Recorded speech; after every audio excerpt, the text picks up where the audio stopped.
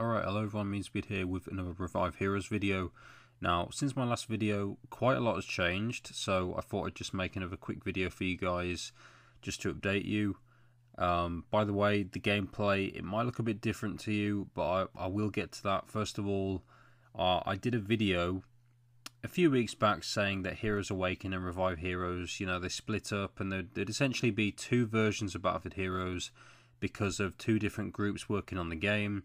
And that had mixed reactions, to be honest. Most people were pretty happy about getting, potential nerfs, buffs, changes, stuff like that to, underpowered and overpowered weapons. But also, rightfully so, not happy with, a split player base that's already not that high in the grand scheme of things. And I also had questions about the two groups, and yeah, there was just confusion in general regarding the split. But now all of that can hopefully be put to rest because they've actually decided to combine their efforts and work together again. And this is basically what MacaHost had to say in the Discord about it last Thursday. Hey guys, let's welcome Spencer from the Revive Network to the Heroes Awaken team. We had a lot of discussion the last few days and decided that it makes the most sense to combine our efforts and work as one on Battlefield Heroes. So the Battlefield Heroes part of the Revive Network is coming to Heroes Awaken. Battlefield 2 and Battlefield 2142 will still be highly played over at the Revive Network and Battlelog.co. Looking forward to great teamwork and hopefully some more news soon. So yeah, that's pretty positive news, and it does, really clear up a lot of the questions and doubts and stuff like that came about just because of the split in the first place.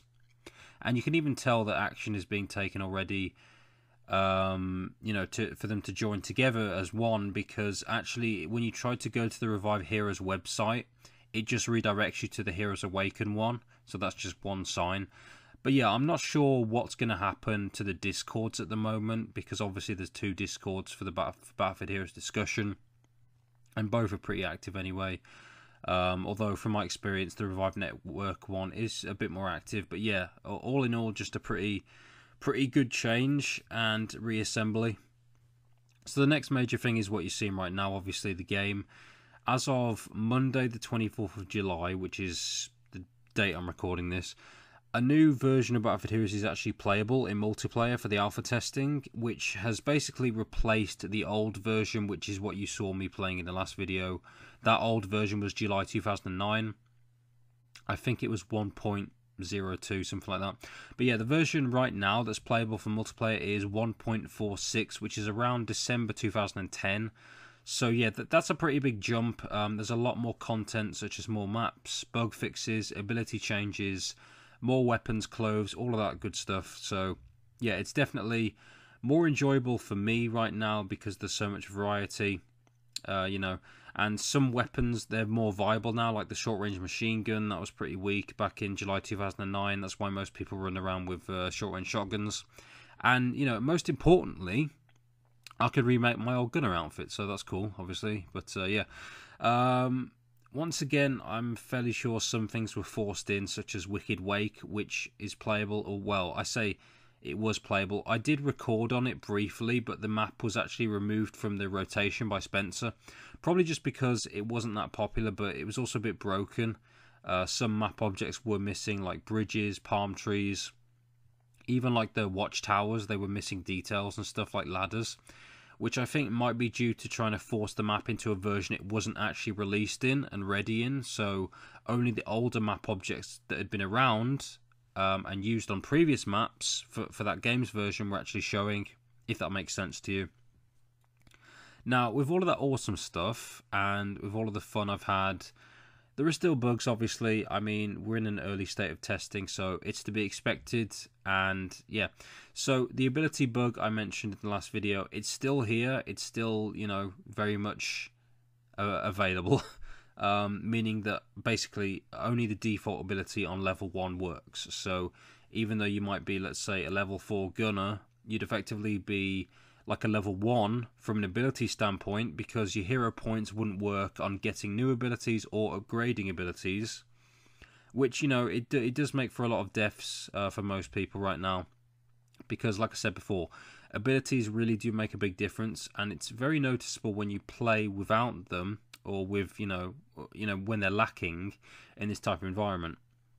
Also, we still don't have bandages or wrenches, basically any widgets for like combat, but we do have the stamina boost actually on all heroes, which does give an extra 10 health. It's pretty useful on commandos especially. It's quite nice to have that boost, I guess.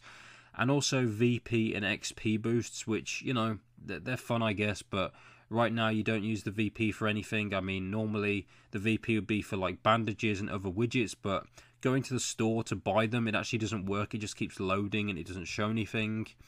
And also, because of the ability problem, a high level with the experience boost, it doesn't mean much, because obviously you're not going to be able to level up fast to get hero points to get more abilities, basically, because it's not going to work. So I guess, it's only for bragging rights to be a high level, but, levels kind of save a bit randomly at the moment. Right now, my highest level is apparently 3, but I've reached 4 many times. So yeah, it's a bit random. It's a bit all over the place with that. Another big issue is the connection for most people, being kicked out for losing connection to the server. Obviously, ping issues, since the servers are still in the US. And also stuff like pressing play now from the client to actually enter the server, because there wasn't a server browser in that version. That came pretty late, actually. Yeah, sometimes it just gives you the matchmaking screen and just a lot of loading, saying it's trying to get you into the game or whatever, without actually taking you into the game, which you'd think would do it instantly because there's only one server, and especially if there's space. But yeah, it can just sometimes take a while to work and fix itself, even though there are a few tricks that sometimes work, like changing hero and then going back to the one you wanted to use, and then also like cancelling the search after a bit of waiting and then retrying it. Stuff like that tends to work, but not always. So yeah, it can be a bit annoying to eventually, to actually get in the game, even when you should be able to when it's not full. Yeah, but finally, this isn't actually a bug, but it's an issue at least. The actual server popularity. As of this recording, I heard that there's apparently 60 people in the alpha testing group around that. But personally, I've only ever seen a full game of 16 people on a few occasions. Pardon me, so only 1 or 2. So, excuse me again. So yeah, I don't know. Maybe the developers could look at adding more people to test the servers or the server. It would be pretty helpful, especially since those bigger maps, they get pretty stale anyway for me, but even quicker with less players around, even more so if it's normally just a few commandos to deal with, just makes the gameplay a lot slower, which you might have seen in this gameplay anyway. But yeah, if you want to have a chance to get in, I'd just say be active on the Discord, be helpful, just be a nice enough person. I think most people got in for being, Discord regulars and stuff, so yeah. So yeah, guys, that was about all the updates regarding Revive Heroes. So yeah, thanks for watching, and I'll see you next time.